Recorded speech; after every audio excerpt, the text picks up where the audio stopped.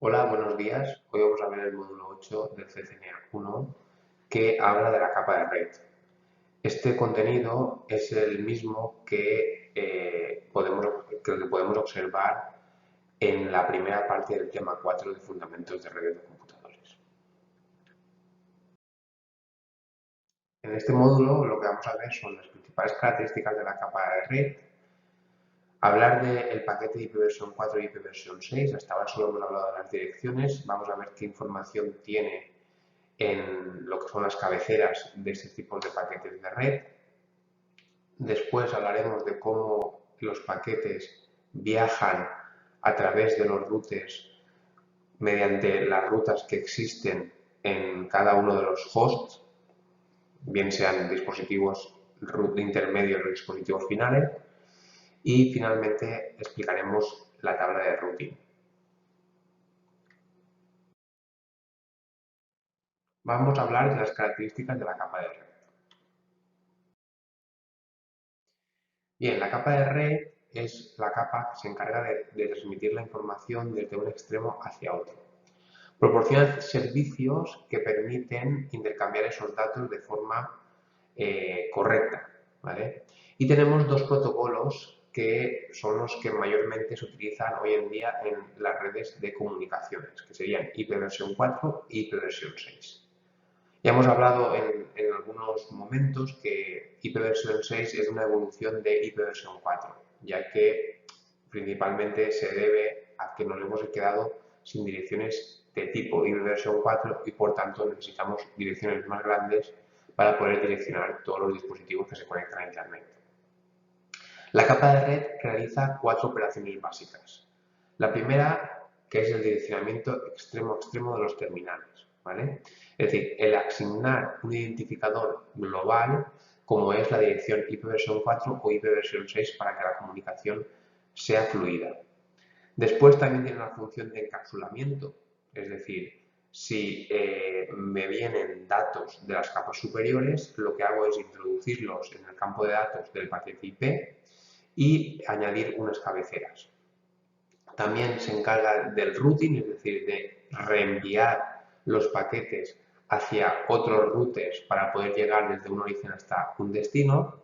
Y también realiza tareas de desencapsulamiento, es decir, cuando los paquetes me vienen de capas inferiores, es decir, me llegan tramas de nivel 2, lo que hago es quitarles la cabecera para así poder interpretar el paquete y seleccionar la información que necesito para realizar las tareas que correspondan.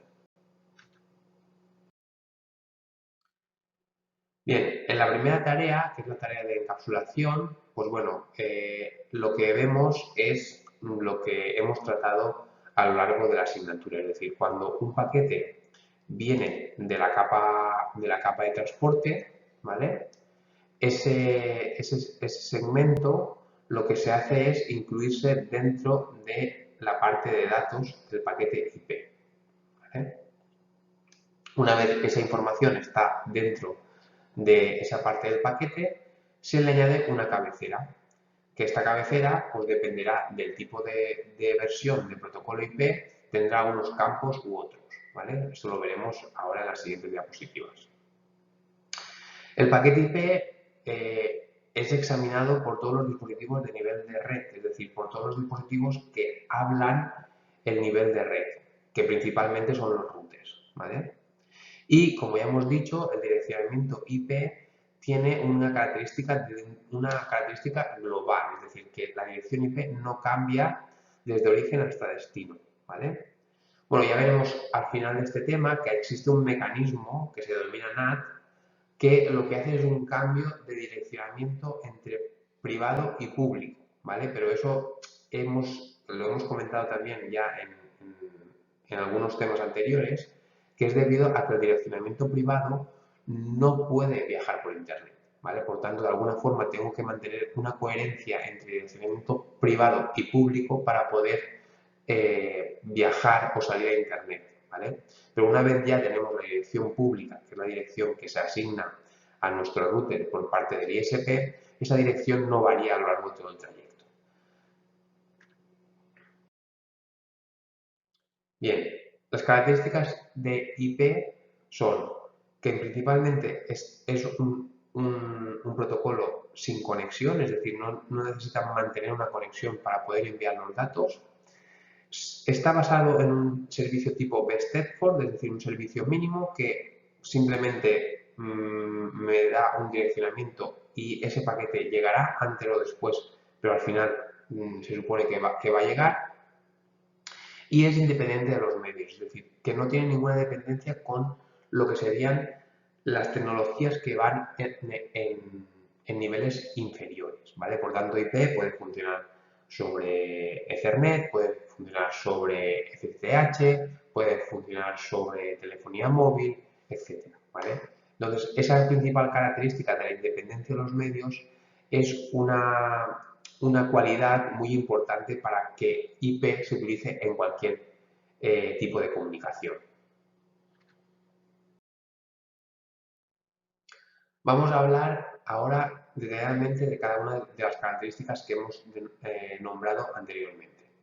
Cuando hemos dicho que IP está basado en un servicio sin conexión, es que lo que es el protocolo IP, es decir, a nivel de red, no se establece ninguna conexión con el destino antes de enviar el paquete. Es decir, de alguna forma no existe un establecimiento para indicarle al dispositivo final que voy a enviar el paquete, ¿vale?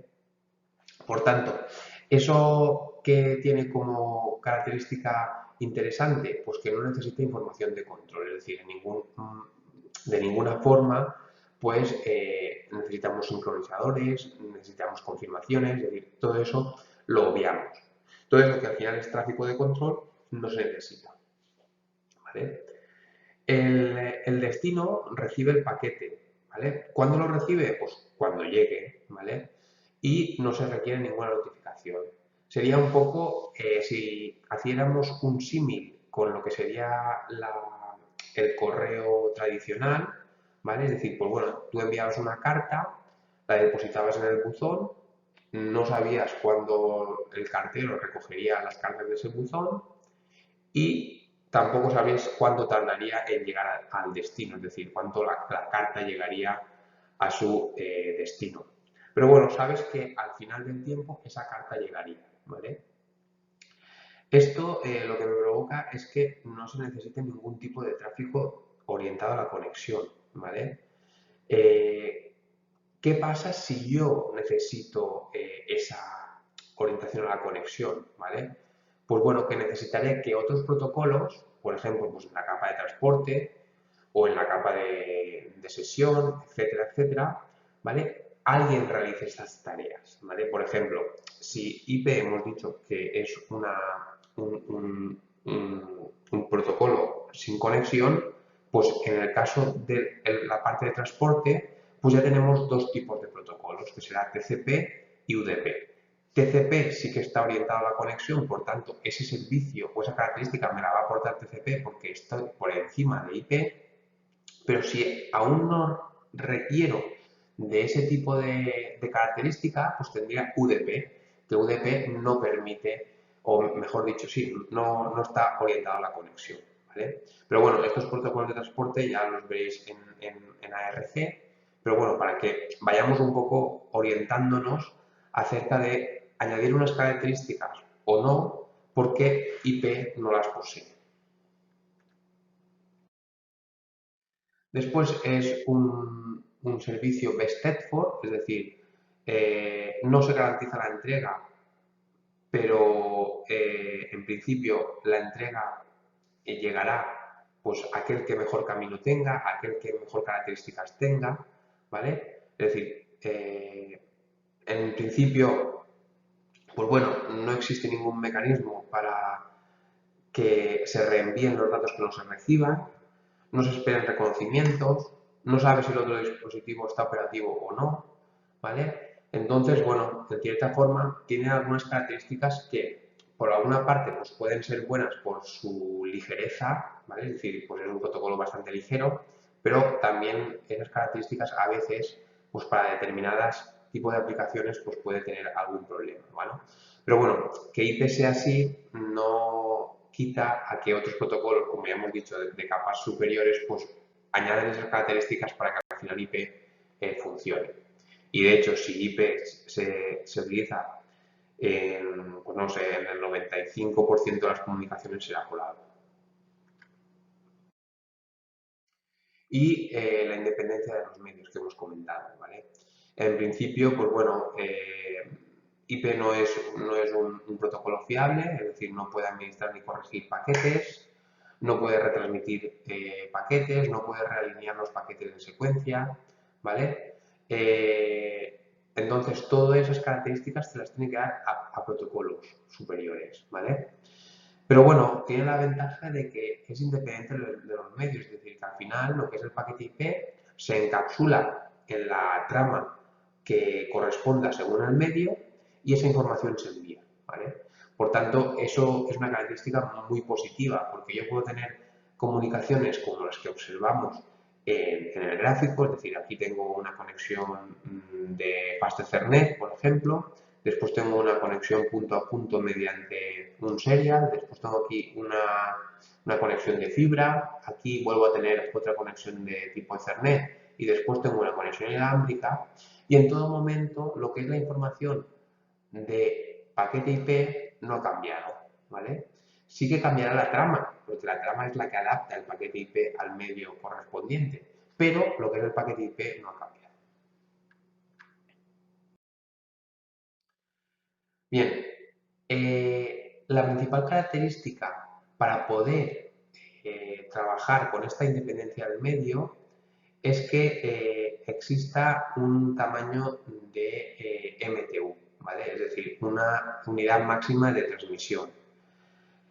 ¿Eso qué me provoca? A que lo que es la fragmentación, que es otra característica que podría realizar IP, no se realice. Es decir, de alguna forma lo que voy a hacer es crear un tamaño máximo del paquete IP para que este paquete pueda ser encapsulado en la trama o en todas las tramas sin necesidad de realizar una fragmentación, ¿vale? Entonces, la fragmentación se puede realizar, lo que va a provocar es, pues bueno, una latencia, porque IP necesita realizar una tarea que en el principio puede realizarla, pero que no la realiza de manera óptima, ¿vale? De hecho, IP versión 6 ya no fragmenta los paquetes, es decir, sí que era una característica de IP versión 4, pero en IP versión 6 eso ya no ocurre, ¿vale? Y bueno, se puede dar el caso y un ejemplo posible sería pues, que un router pasa, por ejemplo, de Ethernet a una WAN más lenta y por tanto que requiera de una MTU más pequeña, ¿vale? Por tanto, a lo mejor imaginaos de aquí a ir a este medio, ¿vale? Que sería a lo mejor una conexión a lo mejor más lenta, pues en este caso lo que es el router tiene que realizar la fragmentación que se indica aquí, ¿vale? Entonces, pues bueno, de alguna forma, ¿vale? Esto se permite, se realiza en algunas ocasiones, pero la idea es intentar evitarlo, ¿vale? La idea sería intentar evitarlo. Bien, vamos a hablar ahora del paquete de IPv4. Bien, IPv4 es el protocolo que identifica todas las características que hemos dicho anteriormente, pero además también incluye cómo debe ser el paquete, ¿vale? Entonces, en el cómo debe ser el paquete, lo más importante es la cabecera, porque lo que son los datos proviene la información que viene de la capa de transporte. Entonces, ese encabezado lo que tiene como propósito es lo que vemos aquí en esta diapositiva, es decir, garantiza que el paquete se envíe en la dirección correcta, es decir, llegar al destino, contiene información para el procesado de las capas de red en varios campos y esa información se utiliza por los dispositivos de capa 3 para que puedan manejar el paquete, es decir, para que puedan interactuar con el propio paquete IP y se pueda enviar a los diferentes routers o a los caminos correspondientes para poder llegar a ese destino. Aquí tendríamos lo que es la cabecera del paquete IP, ¿vale? El encabezado IP es un código binario, ¿vale? Como todas las comunicaciones que se realizan, pues todo va en código binario, en digital. Contiene varios campos de información, como podéis observar, ¿vale? Pero lo que es el diagrama que vemos en la diapositiva se leería de izquierda a derecha, ¿vale? Y línea a línea, es decir, cada 4 bytes, ¿vale? Pues se leería de esa forma, es decir, empezaríamos por aquí, iríamos leyendo así, después vendría la segunda línea, iríamos leyendo así, ¿vale? Y es una forma de representar el paquete, ¿vale? Se podía representar todo a lo largo, pero para poder representarlo de una forma bastante sencilla se realiza de esta manera, ¿vale? Los campos más importantes de todo el paquete son los que hemos tratado a lo largo de toda la asignatura, que es las direcciones origen y destino, ¿vale? Sin esto, los paquetes no podían llegar, ¿vale? Desde un usuario hacia un servidor, por ejemplo, ¿vale? Entonces, vamos a ver las características un poco de los campos más principales en la siguiente diapositiva, pero ya comento que lo más importante será la dirección origen y destino que hemos tratado a lo largo de la asignatura. Bien, un campo que es interesante es el campo de versión, donde se identifica la versión 4 o la versión 6 del protocolo IP, ¿vale? En el caso de la versión 4, bueno, son 4 bits y lo que se indica es un 4, 0100. Después tenemos el campo de S, que es el campo de servicios diferenciados. Esto se utiliza para añadir prioridad al paquete IP, ¿vale? Es decir, cuando tenemos aplicaciones que requieran de calidad de servicio, es decir, que un paquete se envíe antes que otro, que se tenga en cuenta antes que otro, pues utilizaríamos este tipo de bits para poder identificar ese tipo de paquetes. Después tenemos un checksum, ¿vale? Un header checksum que lo que hace es detectar errores en la cabecera de IP versión 4, ¿vale? Después tenemos el tiempo de vida, que lo que hace es pues, contar el número de saltos que se van, es decir, el número de cruces que van atravesando lo que es el paquete IP. Este TTL lo que se hace es, se le añade un número alto, ¿vale? Y conforme se va atravesando un router, se va restando uno, ¿vale? Y si en algún caso este TTL llega a 0, ese paquete se descartaría, ¿vale? Por ejemplo, empezamos en 32, pasa el primer router sería 31, el siguiente 30, así, hasta llegar al destino, ¿vale? El protocolo lo que indica es el protocolo de nivel superior, ¿vale? Pues bueno, si utilizo, por ejemplo, TCP, si utilizo UDP, si utilizo los paquetes ICMP, tipo el PIN que hemos visto o el tracerouter que hemos trabajado también en las prácticas. Después tenemos la dirección IP versión 4 origen, que son 32 bits, ¿vale? Que eso ya lo hemos tratado a lo largo del primer tema y hemos hecho diferentes ejercicios con las direcciones IP versión 4 y lo mismo pero con la IP versión 4 de destino, ¿vale? Bien, aquí tenéis algunas capturas de Wireshark de paquetes de IP versión 4, ¿vale? En el primero, en la primera captura, tendríamos este paquete seleccionado, ¿vale? Como veis, es un paquete de información de TCP, ¿vale?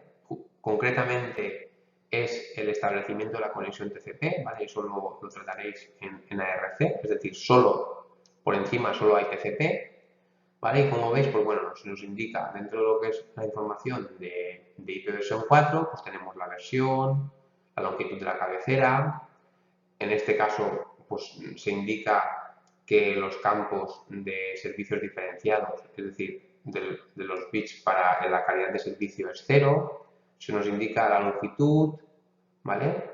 Después no existe fragmentación del paquete, el tiempo de vida es 128, el tipo de protocolo que hay a nivel superior es TCP, ¿vale? Se nos indica que no hay errores en la cabecera y cuál es la dirección fuente y la dirección destino, ¿vale? Bien, nos podemos fijar que en este caso, pues como solo tenemos TCP por encima, pues aquí se nos indica que es TCP, ¿vale? Pero en el caso de que tuviéramos algún protocolo por encima de TCP, por ejemplo, como sería la opción la siguiente captura, que como veis tenemos HTTP como protocolo de nivel de aplicación. En el caso de protocolo se suele indicar, o se indica, mejor dicho, el protocolo de transporte que hay por encima, ¿vale? Es decir, TCP o UDP, como HTTP va sobre TCP y TCP sobre IP, pues indica que es TCP, ¿vale?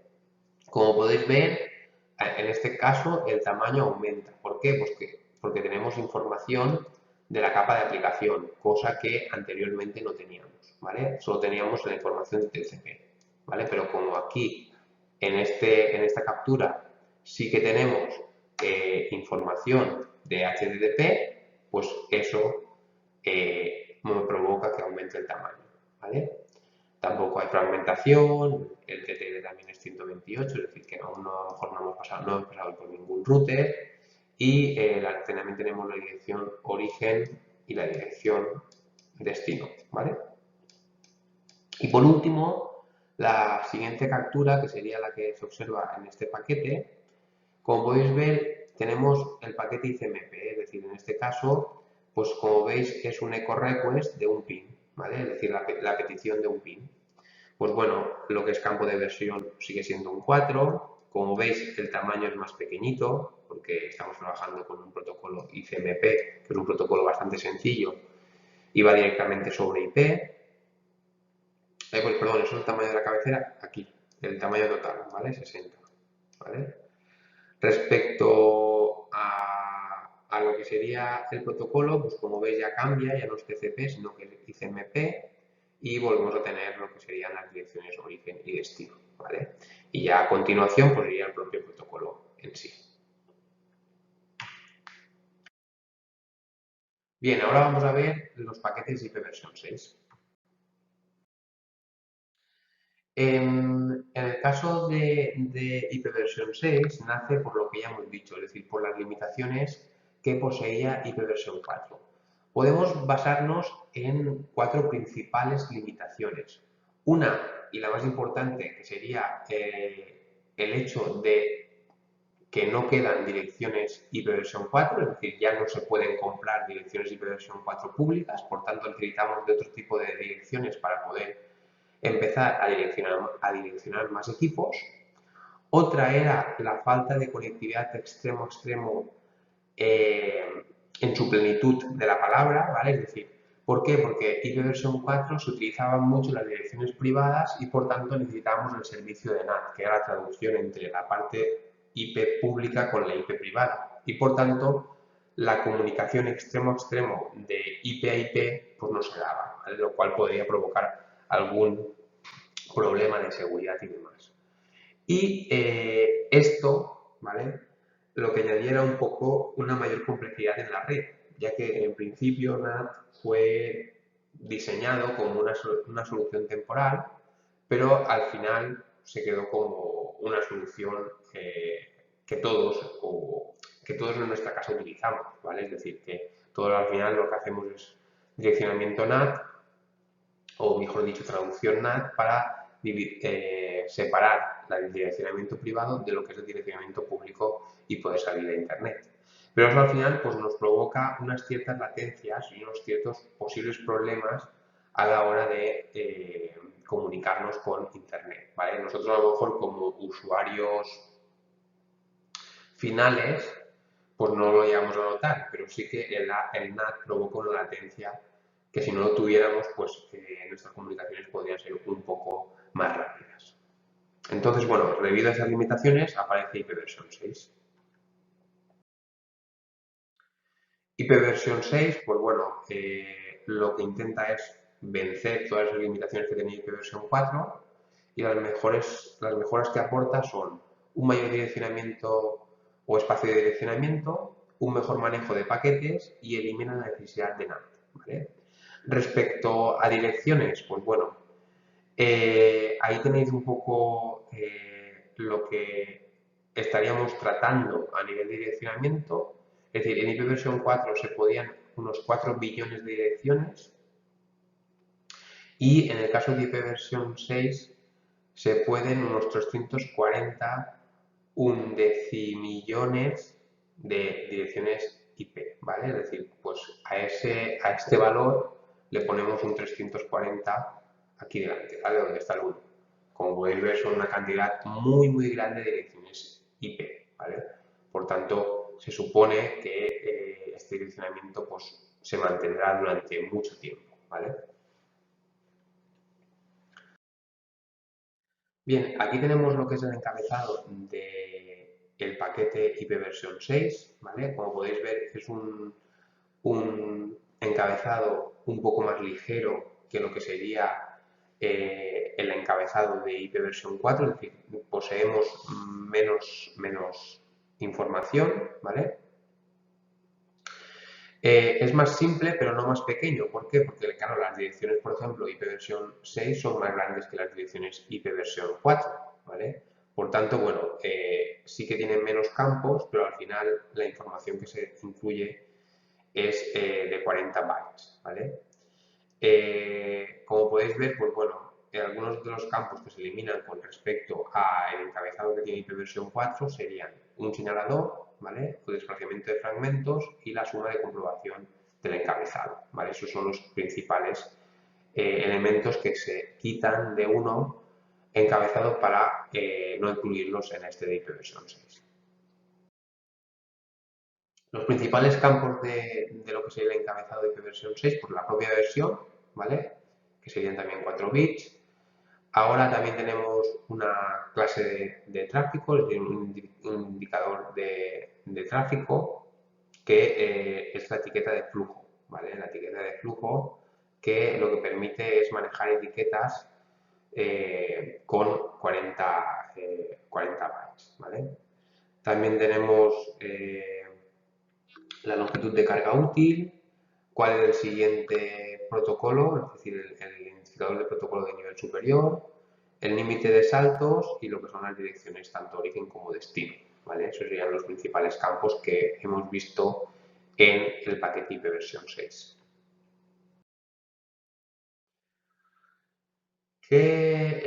Bueno, el paquete IP versión 6 también puede contener encabezados de extensión, ¿vale? Es decir, lo que se conoce como EH. Las principales características que aportan estos encabezados de extensión son, pues, proporcionan información de la capa de red opcional, son opcionales, ¿vale? Y se colocan entre lo que es el encabezado de IP versión 6 y la carga útil, ¿vale? Podrían utilizarse, pues bueno, para indicar fragmentación, seguridad, soporte de movilidad, etcétera, ¿vale? Son unos campos extra que en principio no se incluyen, pero que podrían incluirse, ¿vale? Por tanto, es una información que, bueno, que a lo mejor en un futuro pues sí que puede venir bien, ¿vale? Y ya como hemos dicho, pues en el caso de IP versión 6 los routers no fragmentan, ¿vale? Por tanto, esa característica se eliminaría en lo que es el protocolo IP versión 6. Aquí tenemos una captura de las mismas comunicaciones que hemos visto anteriormente con IP versión 4, pero con este caso en IP versión 6, ¿vale? En la primera captura, pues tenemos lo mismo, un paquete TCP, ¿vale? Con establecimiento de la conexión, como veis, el bit desactivado. En este caso, pues bueno, tenemos otra vez la versión, el tipo de tráfico, el identificador de flujo, ¿vale? El protocolo de nivel superior, el número de saltos, ¿vale? Que en este caso es 64, y lo que serían las direcciones origen y las direcciones destino, ¿vale? En este caso, en la siguiente captura, ya tendríamos una captura de un paquete GET del protocolo HTTP, ¿vale? Es decir, estaría el protocolo HTTP a nivel de aplicación, después vendría TCP a nivel de transporte y después IP versión 6, ¿vale? Pues bueno, la identificación del protocolo de IP, pues versión 6, el tráfico y el flujo a 0, nivel superior, como podéis ver, pues el TCP, ¿vale? El número salto 64 y después dirección origen y dirección destino, ¿vale? Como en este caso vienen datos de la capa de aplicación, pues como podéis ver, el tamaño aumenta con respecto a el tamaño del paquete directamente de TCP. Y después, en el caso de tener un ICMP versión 6, es decir, que utilizamos ICMP y por debajo ya estaría directamente IP versión 6, pues bueno, lo mismo, el identificador de la versión, lo que es los bits de tráfico, de clase de tráfico y de flujo, etiqueta de flujo también. Como podéis ver, cambia el protocolo de nivel superior, que sería IP versión 6, también el tamaño, ¿vale? Y después ya tendríamos, pues bueno, lo que es en este caso, las IPs origen y destino, pero en este caso, como veis, como es un Neighbor Solicitation, es decir, es un paquete que solo viaja a nivel local, pues estaríamos utilizando las link local de IP versión 6, ¿vale? Estas direcciones son direcciones de tipo link local que solo viajan a nivel local. Bien, lo siguiente que vamos a ver es cómo se encamina la información desde un host.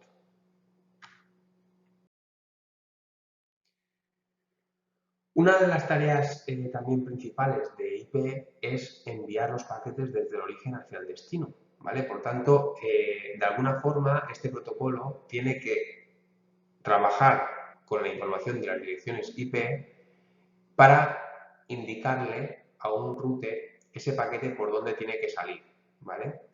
Entonces, para realizar eso, cada dispositivo lo que hace es crear su tabla de encaminamiento, ¿vale? Entonces, si se lo quiere enviar, por ejemplo, a sí mismo, pues lo enviaría a la dirección de localhost, ¿vale? Que sería en IP versión 4, 127.0.0.1 o en IP versión 6, todo ceros y 1, ¿vale? Si se trata de un host local, pues lo enviaría directamente a ese host y si fuera a un host remoto, lo que tendría que utilizar es la puerta de enlace para poder enviar esa información, ¿vale? Entonces vamos a ver cómo realizar esas tareas. Bien, lo primero que se hace es si el destino, el dispositivo origen, lo que determina es si la información va a enviarse a un destino local o remoto, ¿vale? ¿Cómo se hace? Pues mediante la dirección IP y la máscara, ¿vale? Entonces, lo que se hace es, en IP versión 4, el origen utiliza su propia dirección IP y la máscara para observar cuál es la dirección de red, ¿vale? Y lo que se hace es, utilizando la dirección destino, se hace la comprobación con la máscara para ver si está en la misma red, ¿vale? En el caso de que esté en la misma red, pues se enviaría directamente a ese dispositivo. En IP versión 6 se utiliza la dirección de red y el prefijo anunciados por el router, ¿vale? Es decir, cuando nosotros hacemos una configuración de la dirección IP versión 6, ¿vale? Sabéis que siempre está en uso lo que es el protocolo ICMP con el Neighbor Discovery, ¿vale? Y podemos saber la dirección de red y la máscara, ¿vale? Y el prefijo. Entonces, podríamos saber si la dirección destino está dentro de esa dirección de red, ¿vale? En el caso de que esté dentro de la misma red, pues directamente se enviaría a ese dispositivo y si está en una red remota lo que se hace es enviarse el paquete directamente a lo que sería la puerta de enlace predeterminada o también conocido como Default Gateway. Bien, en el caso de que esa información llegue al Default Gateway, ¿vale? Que sería la puerta de enlace predeterminada, pues bueno, esa puerta de enlace, ¿qué características tiene que tener? Pues bueno, tiene que tener una dirección que sea del mismo rango que la LAN, que pueda aceptar datos de la LAN y que sea capaz de enviar datos fuera de la LAN y que pueda enrutarse en otras redes, ¿vale? Entonces, al final, en nuestras conexiones del día a día sería nuestro router, ¿vale? Nuestro router que tiene un acceso por parte de la LAN y otro que sería la que me conecte a Internet, que tiene una dirección pública, ¿vale? Si un dispositivo no contiene una puerta de enlace, ¿vale?, o es incorrecta, nunca podrá enviar información fuera de su LAN, ¿vale? Por tanto, lo que es la puerta de enlace es muy importante si queremos enviar información desde nuestra LAN hacia Internet, hacia el exterior, ¿vale? Sin ella no podríamos hacerlo. Bien, al final, pues bueno, si necesitamos enviar esa información fuera, lo que hace es el host conoce la puerta de enlace, ¿vale? Y lo que se hace es enviar los paquetes directamente a esa puerta de enlace, ¿vale? La puerta de enlace normalmente lo que tendrá es una tabla de encaminamiento que lo que hará es, a partir de la dirección destino del paquete, enviar la información por una interfaz o por otro, ¿vale? En el caso de que esa puerta de enlace tenga una única conexión hacia Internet, pues todos los paquetes que quieran salir de la LAN local, lo que hará es enviarlos a través de interfaz. Aquí tenéis un ejemplo de lo que sería la tabla de encaminamiento que posee cada host, ¿vale? Lo más importante, bueno, eso se puede observar con el comando netstart-r, ¿vale? Y existen tres informaciones, bueno, tres secciones básicas para este tipo de comando, ¿vale? Por una parte, lo que es la red destino, por otra parte, lo que sería el gateway y por otra parte, la interfaz por el cual tendría que enviar esa información, ¿vale? Fijaros, la entrada interesante sería esta, ¿vale? Esta entrada es la entrada por defecto, es decir, cuando la información no va hacia mi red, ¿vale? No va hacia mi red, lo que hago es enviarla al gateway, que sería la puerta de enlace, es decir, esta IP corresponde con esta, ¿vale? Y enviarlo a través de la interfaz, es decir, por esta interfaz, ¿vale? Entonces, eso es lo que realmente ocurre. Cuando yo envío un paquete hacia, por ejemplo, Internet, es decir, hacia aquí, lo que hago es enviar el paquete a ese interfaz por este cable, ¿vale? Entonces, es la parte importante. En cambio, ¿vale?, si lo quiero enviar a una dirección de la red, ¿vale?, lo que hago es simplemente enviar el paquete a través de esa interfaz, pero no dirigido al gateway, sino dirigido, en este caso, pues, seguramente al enlace, que lo que hará es ir a un switch y ese switch se encargará de enviarlo al destino de la LAN que corresponde, ¿vale? Entonces, bueno, esas dos características son las principales que podemos observar ahí. Lo otro pues serían direcciones de localhost, direcciones de broadcast, direcciones multicast, que al final, pues bueno, lo que hacen es que atiendas a esas peticiones en tu interfaz. Bien, vamos a ver una pequeña introducción a lo que sería el encaminamiento.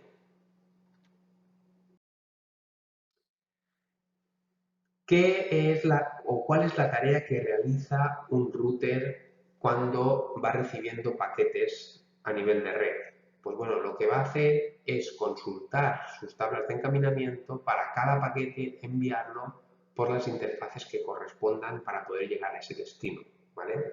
Entonces, los principales pasos que se realizan son los tres que veis en la diapositiva. Es decir, un paquete me llega, por ejemplo, si nos fijamos en el router 1, me llega por la interfaz Gigabit Ethernet 000. Ese paquete desencapsulo lo que sería la cabecera de nivel 2, ¿vale?, y el trailer, y examino lo que sería la dirección destino de IP, ¿vale? Esa dirección destino lo que hago es una búsqueda a través de mi tabla de encaminamiento para ver si corresponde con algunas de las subredes que yo tengo incluidas, ¿vale? En este caso, si os fijáis, la dirección destino sería la 10.1.1.10, que estaría dentro de esta red, ¿vale? Entonces, lo que me indica la tabla de routing es que debo de enviarlo hacia el router 2, ¿vale? Que sería o por la interfaz Gigabit Ethernet 001. Una vez ya tengo esa información, lo que hago es volver a encapsularlo para enviarlo con la tecnología de nivel 2, que en este caso pues, podría ser Ethernet, perdón, y enviar ese paquete por ese cable.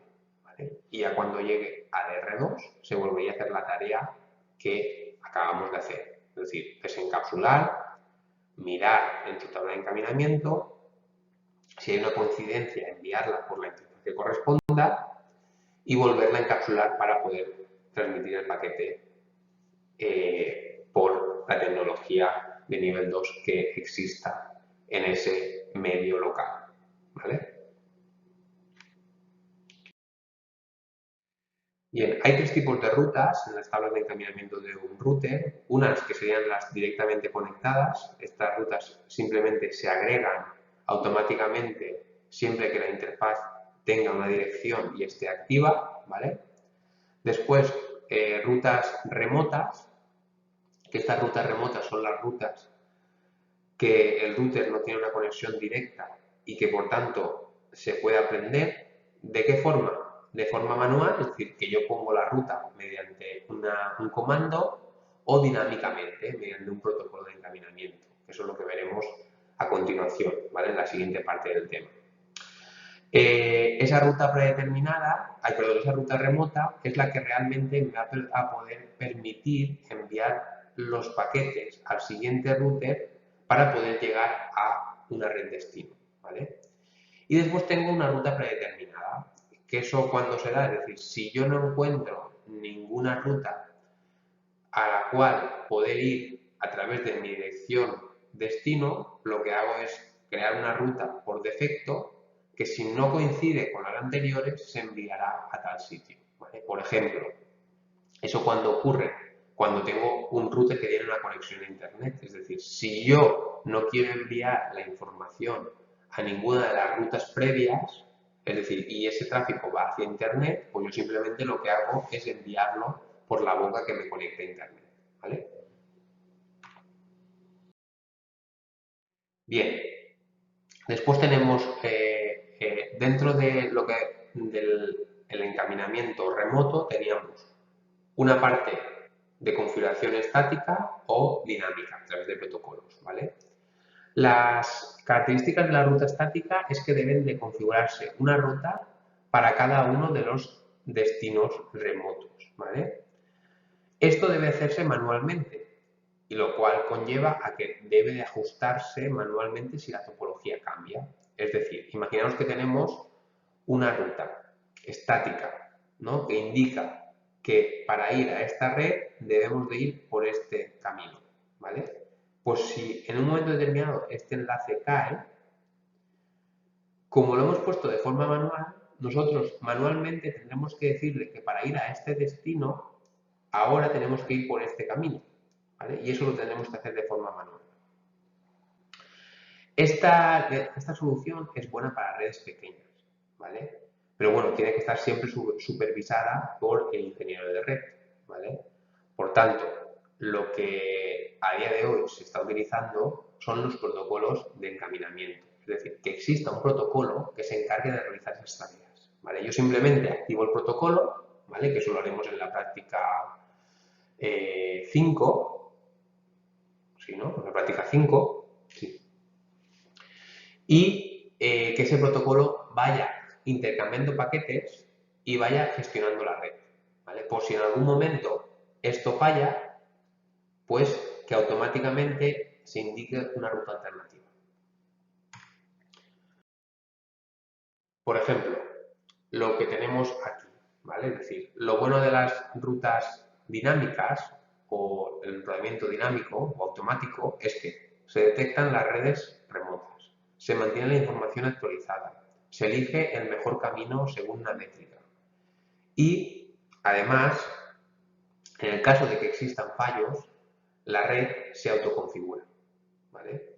Entonces, el encaminamiento encaminamiento dinámico es una buena opción para poder gestionar el routing en las redes. De hecho, es lo que se utiliza, ¿vale? A no ser que, bueno, que alguien por alguna necesidad específica pues necesite incluir el encaminamiento estático, ¿vale? Pero por defecto siempre se utiliza un encaminamiento dinámico, ¿vale?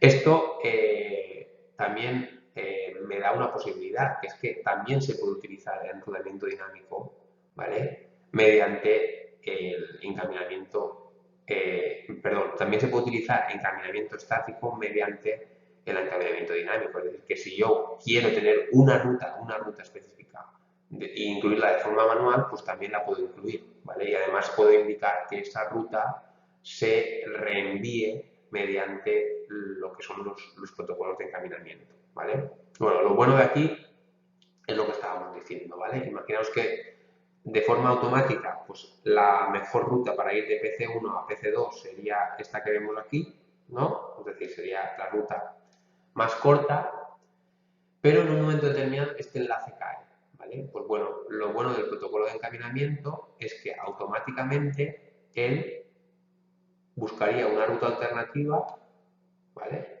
Que no es la ruta más óptima, pero bueno, es la única posible, ¿vale? Porque esta no existe, por tanto, es la más óptima, ¿vale? Y bueno, los paquetes podrían seguir enviándose entre PC1 y PC2 hasta que se resolviera ese posible problema. Y todo de forma automática, ¿vale? Nosotros ahí no haríamos nada. Las tablas de routing se actualizan y automáticamente eso funcionaría, ¿vale? Bien. El comando para ver una tabla de routing en un router sería el comando show IP route, ¿vale? Es decir, ver las rutas IP, ¿vale? Dentro de lo que es la información, que es lo que observáis en esta diapositiva, pues podemos tener unos códigos, que serían los que veis aquí, ¿vale? Estos códigos, que nos indican, pues bueno, está aquí la información, ¿vale? En los códigos. Que es una dirección IP de una interfaz local directamente conectada con una L, que es una red conectada directamente, ¿vale? Esto es una interfaz, como podéis ver, es una interfaz y esto es una red, ¿vale? Que sería la C. Después teníamos una S, que es una ruta estática, ¿vale? Que si además tiene el asterisco, pues será la ruta por defecto, ¿vale?